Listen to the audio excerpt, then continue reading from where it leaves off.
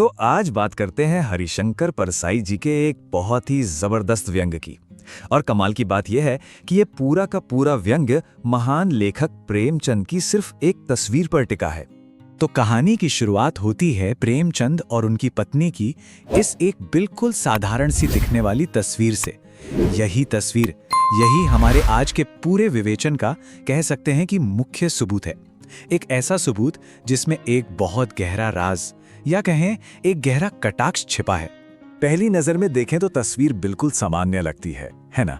लेकिन जरा गौर से देखने पर एक ऐसी छोटी सी डिटेल सामने आती है जो एक बहुत बड़ी सामाजिक आलोचना का दरवाजा खोल देती है। तो चलिए इस तस्वीर की परतों को एक एक करके खोलना शुरू करते हैं। तो तस्वीर में कौन है? भारत के महान उपन्यास सम्राट प्रेमचंद। और उनका पहनावा देखिए कितना सादा है। सिर पर एक मोटे कपड़े की टोपी है, साधारण सा धोती कुर्ता। चेहरा दुबला पतला सा है, गालों की हड्डियां तक उभरी हुई हैं, पर हां, घनी मूंछों की वजह से चेहरा थोड़ा भरा भरा भी लगता है। और पैरों में हैं कैनवस के जूते, जिनके फीते भी मतलब जैसे तैसे बांध लिए गए हैं। दाहिना जूता तो चलो ठीक है, पर बाएं जूते में एक बड़ा सा छेद हो गया है, जिसमें से एक उंगली बाहर झांक रही है, मतलब दुनिया देख सकती है। तो यहां से पहला सिद्धांत सामने आता है। क्या प्रेमचंद बस एक ऐसे सीधे साधे इंसान थे जिन्हें इस बात से कोई फर्क ही नहीं पड़ता था कि वो कैसे दिख रहे हैं? लेखक परसाई जी भी शुरुआत में यही सोचते हैं कि भाई अगर ये फोटो खिंचाने के लिए पहनी गई पोशाक है तो सोचिए रोजमर्रा में पहनने वाले कपड़े कैसे होंगे। लेकिन फिर उन्हें प्रेमचंद के चरित्र के बारे में एक बिल्कुल नई और गहरी बात समझ आती है। परसाई जी इस नतीजे पर पहुंचते हैं कि प्रेमचंद के पास वो गुण ही नहीं था कि वो मौकों के हिसाब से कपड़े बदलें। वो जैसे अंदर थे ठीक वैसे ही बाहर भी थे।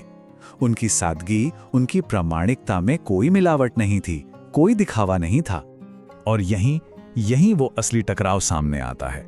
एक तरफ है प्रेमचंद जो जैसे हैं अंदर से बाहर से बिल्कुल वैसे ही दुनिया के सामने हैं, और दूसरी तरफ है वो समाज जो अपनी कमियों को, अपनी गरीबी को, अपनी असलियत को छिपाने के लिए बस दिखावे के पर्दे पर कुर्बान हुई जा रहा है। लेकिन लेखक परसाई इस सीधे से जवाब से संतुष्ट नहीं होते। उन्हें लगता है कि इस फटे जूते के पीछे कोई ज्यादा गहरी, कोई ज्यादा क्रांतिकारी वजह होनी चाहिए। तो वो वजह क्या हो सकती है? नहीं, ये जूता गरीबी की वजह से मीलों चलने से नहीं फटा, ये किसी से बचने के लिए लंबे रास्ते लेने से नहीं फटा। ये तो एक लड़ाई का जख्म था, एक जंग का निशान था। प्रेमचंद अपने रास्ते में आने वाले टीलों से बचकर नहीं निकले। और ये टीले क्या थे? ये थे समाज में फैला हुआ अन्याय, भेदभाव, बुरी और सड़ी गली परंपराएं, वो हर चीज जो इंसानियत के रास्ते का रोड़ा बनी हुई थी। ज्यादातर लोग क्या करते हैं? वो इन टीलों, इन बाधाओं से बचकर किनारे से निकल जाते हैं, समझौता कर लेते हैं, कोई आसान रास्ता चुन लेते हैं। वो सीधे टकराने से बचते हैं। लेकिन प्रेमचंद ऐसे नहीं थे। उन्होंने इन सामाजिक बुराइयों को, इन कठोर परंपराओं को अपनी लेखनी से, अपने जीवन से सीधी और जोरदार ठोकर मारी। तब बात समझ में आई, ये फटा हुआ जूता उनकी गरीबी या कमजोरी की निशानी नहीं है। ये तो उनके उस जज्बे का सबूत है जो कभी झुका नहीं, जो हमेशा लड़ता रहा। ये एक सम्मान चिन्ह है। और अब इस पूरी पड़ताल का सबसे आखिरी और सबसे रहस्यमयी सबूत, वो है प्रेमचंद की मुस्कान। परसाई जी कहते हैं कि ये कोई आम मुस्कान नहीं है, ये तो एक अधूरी, एक अजीब सी मुस्कान है। इसमें मजाक है, इसमें ताना है, ये एक व्यंग्य मुस्कान है।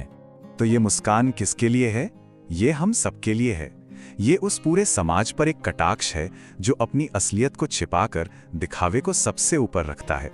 ये उन लोगों पर एक मुस्कान है जो सच्चाई का सामना करने की हिम्मत नहीं रखते।